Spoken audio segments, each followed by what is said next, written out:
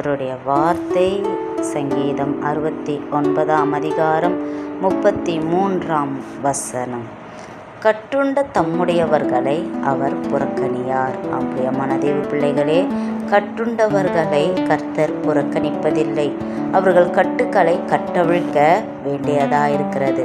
அதற்கு கர்த்தருடைய சகாயம், அவருடைய கேடகம், அவருடைய உதவி நமக்கு தேவையாக இருக்கிறது. வேதம் சொல்லுகிறது, கர்த்தருடைய ஆவியானவரின் மேல் இருக்கிறார். தரித்திரருக்கு சுவிசேஷத்தை பிரசங்கிக்கும்படி என்னை அபிஷேகம் பண்ணினார். இருதயம் நறுங்குண்டவர்களை குணமாக்கவும், சிறைப்பட்டவர்களை விடுதலையாக்கவும், குருடருக்கு பார்வையையும் பிரசித்தப்படுத்தவும், நொறுங்குண்டவர்களை விடுதலையாக்கவும் கர்த்தர் நம்மோடு இருக்கிறார் என்று வேதம் சொல்லுகிறது.